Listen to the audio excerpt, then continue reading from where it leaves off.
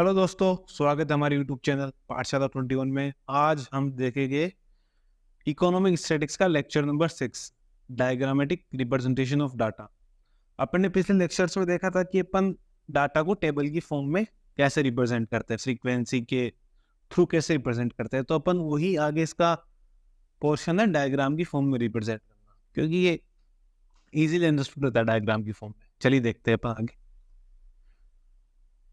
Diagram की form में क्यों रिप्रेजेंट करते हैं अपन। Objects of diagrammatic representation. Charts and diagram are effective devices for vivid presentation of statistical data. Effective device है ये, क्योंकि the diagrammatic presentation of data gives an immediate understanding of the real situation to be defined by data in the comparison of tabular presentation. Tabular presentation से काफ़ी easily understood है ये diagrammatic form, क्योंकि इसका brain पे long lasting effect होता है। Tabular presentation of data और टेक्सचुअल रिप्रेजेंटेशन। टेक्सचुअल और टेबुलर प्रेजेंटेशन की फॉर्म में इजीली अंडरस्टूड होता है डायग्राम वाला। चलिए क्या क्या एडवांटेजेस इसके डायग्राम रिप्रेजेंटेशन के। Makes it easier to understand, easily understood है ये, आसानी से समझ में आ जाता है सभी को, डायग्राम की फॉर्म में होता है। तो diagrams are attractive and impressive, ये दोनों, ये अट्रैक्टिव और इम्प्रेसिव होता है। ठीक है। Diagrams are useful in making comparison. किसी भी दो आइटम्स के बीच या किसी भी दो चीज़ों के बीच कंपेरिजन करना हो तो डायग्राम की फॉर्म में अपन इजीली कंपेयर कर सकते हैं। Diagram save time and simplify data. Diagrams क्या करता है, डायग्राम का ड्रॉ करने का मकसद ही यही था कि डाटा को सिंप्लीफाई करना। और डायग्राम सेव टाइम, कैसे सेव टाइम करता है, क्योंकि अपन इजीली समझ सकते हैं, उसको देख के आइडिया लग जाता है कि क्या कंपेरिजन है, कैसे क्या हो रहा है, वो समझ आ जाता है। लेकिन चलिए आगे देखते हैं अपन, कुछ इसके डिसएडवांटेजेस भी हैं। Charts and diagram do not show details. जो चार्ट्स और डायग्राम वो कंप्लीट डिटेल शो नहीं करते। आप उसको देख के समझ तो जाओगे कि क्या दिखाना चाहता है अपने को डाटा, लेकिन आप डिटेल्स कंप्लीट देख नहीं पाओगे वहां पे, जो कि अपन टेबुलर फॉर्म में देख सकते हैं। वो सिर्फ टेबुलर फॉर्म में ही पॉसिबल।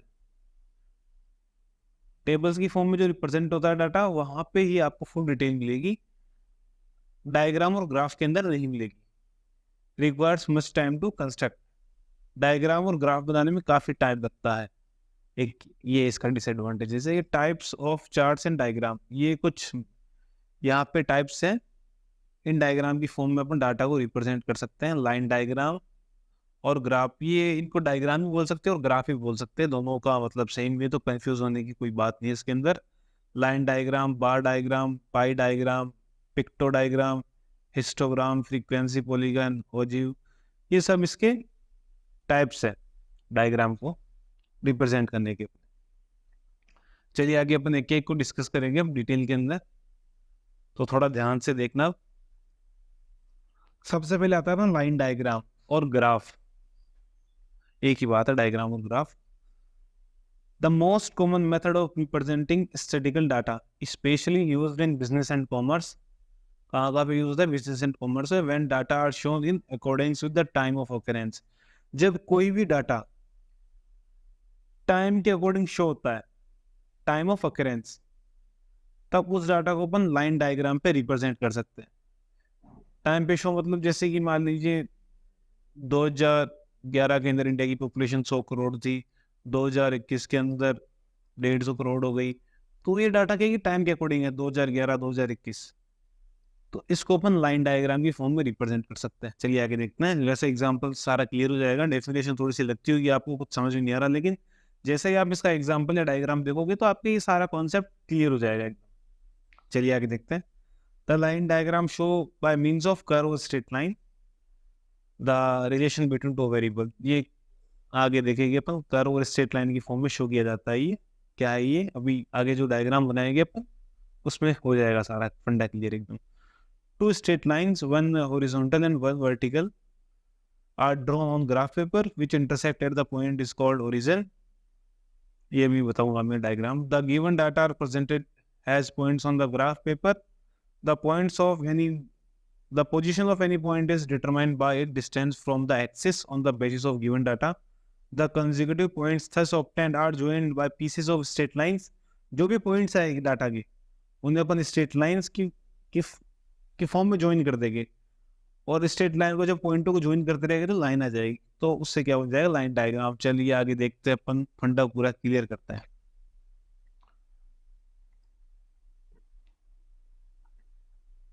चलिए देख, आपने ये सब पढ़ा होगा कभी 9th-10th में, या अभी भी पढ़ते होगे आप।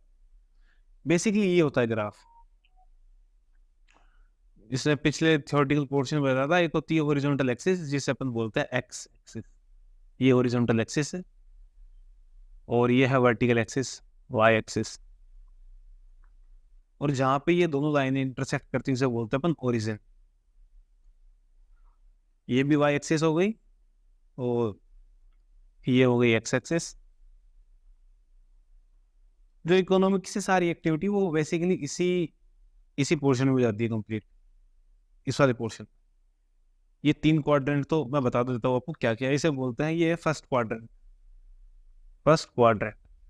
ये पूरी एक्स एक्सिस है, ये पूरी पॉजिटिव होती है लाइन, इससे पूरे पॉजिटिव नंबर हो गए।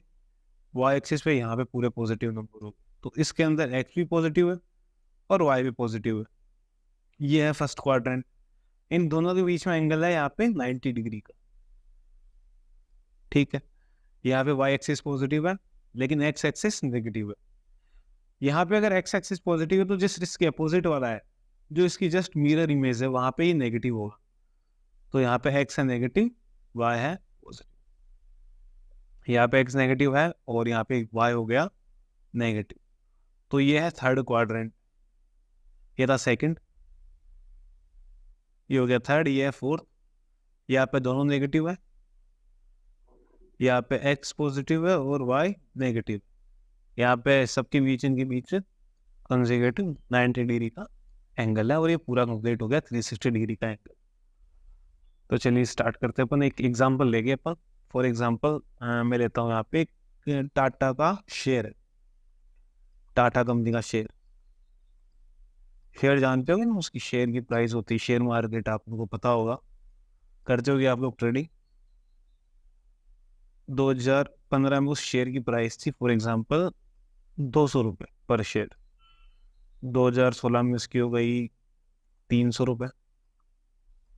2017 में उस शेयर की प्राइस हो गई 250 रुपये।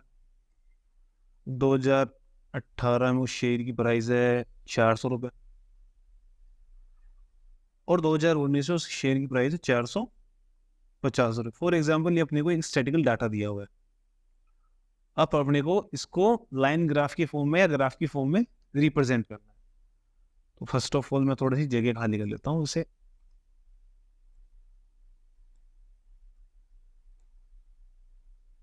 इरेज कर लेता हूँ थोड़ा सा।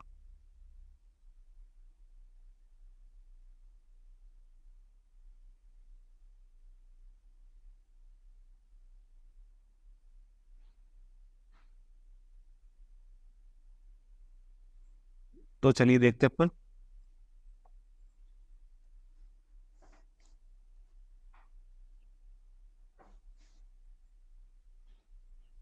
ये अपन ड्रॉ करते हैं ग्राफ यहाँ पे। ये हो गई एक्स एक्सिस, ये वाई, ये ओरिजिन हो गया। यहाँ पे अपन टाइम पीरियड ले लेते हैं। मैक्सिमम एक्स एक्सिस पर टाइम पीरियड ले दोगे तो इजी हो जाएगा। और यहाँ पे इधर ले लेते हैं अपन शेयर की प्राइस, जो कि रुपीज में रिप्रेजेंट अपने। और यहाँ पे अपन ड्रॉ कर लेते हैं यहाँ पे लाइंस की फॉर्म में। 100 रुपीज, 200, यहाँ पे 300, और यहाँ पे 400। ये हो गया। यहाँ पे अपन टाइम पीरियड को निकाल लेते हैं, 2015, 16, 17, 18, और थोड़ा सा आगे बढ़ा देते हैं तो ये हो गया 19। ये इधर हो गया इस पे एक्स एक्सिस पे टाइम पीरियड, और इधर हो गई शेयर की प्राइस। तो पहला पॉइंट ड्रॉ करते हैं अपन कि 2015 में शेयर की प्राइस 200 रुपये थी। 2015 ये रहा और 200 ये रहा। इसको अपन रिप्रेजेंट करेंगे कि यहाँ सीधी straight line, imaginary line draw करो यहाँ से, ये इमेजिनरी लाइन, और यहाँ से तो जहाँ पे जो इंटरसेक्ट होता है वही पॉइंट होता है। तो ये हो गया एक पॉइंट। ठीक है, 2016 में शेयर की प्राइस थी 300 रुपये, ये 2016, ये 300, तो यहाँ पे लगभग इंटरसेक्ट होगा दोनों का पॉइंट, ये हो गया 2016 का।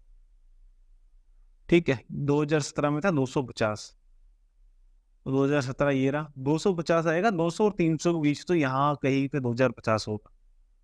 तो मैं मान लेता हूँ कि यहाँ पे है ये 2050, 250 सॉरी, 250। 2018 में है 400, 2018 में ये 400 आ गया यहाँ पे, ये देखिए 400 यहाँ पे है और 18 यहाँ पे, और 2019 में 450, तो इसके ऊपर ही होगा 450, ये यहाँ पे आ गया 450। यहाँ से अपन देखेंगे तो 450 ये रहा, और 2019 ये रहा। तो ये मैंने पॉइंट डिनोट कर दिया, एक्स एक्सिस और वाई एक्सिस के बीच पॉइंट। अपन इस पॉइंट के वाई एक्सिस की तरफ देखेंगे तो यहाँ पे आएगा शेयर की प्राइस जो कि रुपए में रिप्रेजेंट है, और एक्स एक्सिस की तरफ टाइम दिया हुआ है। तो अपन आगे देखते हैं कि ये the consecutive point thus obtained, जो अपने पास पॉइंट ऑब्टेन हो चुके हैं, join by pieces of straight lines giving the line diagram. तो इन जो पॉइंट को है ना अपन स्ट्रेट लाइन की फॉर्म में कनेक्ट कर देंगे, जैसे इस पॉइंट को इस पॉइंट के साथ कनेक्ट किया मैंने, कंसेक्यूटिव कनेक्ट करना है कि ऐसे नहीं डायरेक्ट मैंने इस पॉइंट को टाइम सीरीज के अकॉर्डिंग चलना है। पहले 2015 वाले को 2016 से कनेक्ट करना है, 2016 को 2017 से कनेक्ट करना है, 18 से और 19 से, ये आएगी अपने पास लाइन डायग्राम। इसे अपन ट्रेंड लाइन भी बोल सकते हैं। ये आपने देखा होगा शेयर मार्केट में ट्रेंड लाइन चलती रहती होगी, वो ऐसे ही है, सेम कॉन्सेप्ट है उसका भी। तो आगे मैंने एक एग्जांपल दिया हुआ है और भी अच्छा, वो भी देख सकते हैं अपन। ये देखिए एग्जांपल दे रखा है मैंने, सेल्स किसी भी कंपनी की सेल्स है, वो जनवरी के मंथ में 32, यहाँ पे किस में दे रखी है, डॉलर में दे रखी है, $32 की सेल हो रखी है। फिर में हो रखी 31, मार्च में 27, अप्रैल में 38, मई में 35, जून में 40। कॉन्सेप्ट वही है, एक्स एक्सिस पे लेना है अपने को टाइम। यहाँ पे पिछली बार मैंने यहाँ पे ईयर ली थी, यहाँ पे अपन ले लेंगे मंथ, जैन फेब मार्च अप्रैल मई जून, और इधर ले लेंगे अपन डॉलर के अंदर सेल। यहाँ से 0 से स्टार्ट कर सकते हैं अपन, 0.5, और यहाँ पे ये पॉइंट देख लीजिए रिप्रेजेंट क्या होगा। तो पहला पॉइंट देखते हैं अपन जैन, जैन में कितनी 32, तो ये हो गया जैन। 32 कहाँ पे आएगा, यहीं पे 30 और 35 के बीच में, यहाँ पे 32, ये आ गया पॉइंट 32, एक पॉइंट ये आ गया। नेक्स्ट है फेब में 31, वो भी इसी के आसपास आएगा, 30 के जस्ट ऊपर, तो 32 के नीचे, ये आ गया। नेक्स्ट मार्च में है 27, यहाँ पे 27 होगा, तो मार्च में आ गया 27, ये आ गया 27। अप्रैल में 38 है, तो ये अप्रैल, और ये आ गया पॉइंट यहाँ पे 40 और 35 के बीच में 38। जो ग्राफ पेपर पे जिस पे अपन जो ग्राफ पेपर होता है जिस पे हम ड्रॉ करते हैं, तो वहाँ पे छोटी छोटी लाइंस दी होती है, तो उनका क्वेश्चन के अकॉर्डिंग स्केल करना जरूरी है कि एक लाइन कितनी यूनिट को या कितनी यूनिट को रिप्रेजेंट कर रही है। ठीक है, वो आप ध्यान रखना इस चीज का। मैं के अंदर आ गया, मैं कितना 35, मैं 35 रिप्रेजेंट कर दिया अपन ने, यहाँ पे ये है 35, जो ये लाइन है ये 35 की है, और जून में 40, और लास्ट अपन इन सबको ज्वाइन कर दिया। तो यहाँ से जो कंपनी है उसको ट्रेंड का आइडिया हो जाता है कि मेरी सेल किस हिसाब से बढ़ रही है और कौन से टाइम पे घट रही है। तो ये है इसका बेसिकली आइडिया सारा। तो आज के लेक्चर में इतना ही, अगले लेक्चर में हम देखेंगे बार डायग्राम के बारे में। तो अगर आपको लेक्चर अच्छा लगा या समझ में आया हो तो प्लीज़ लाइक कीजिए, शेयर कीजिए, और अपने दोस्तों के साथ शेयर जरूर कीजिए। थैंक यू, मिलते हैं अगले लेक्चर के अंदर।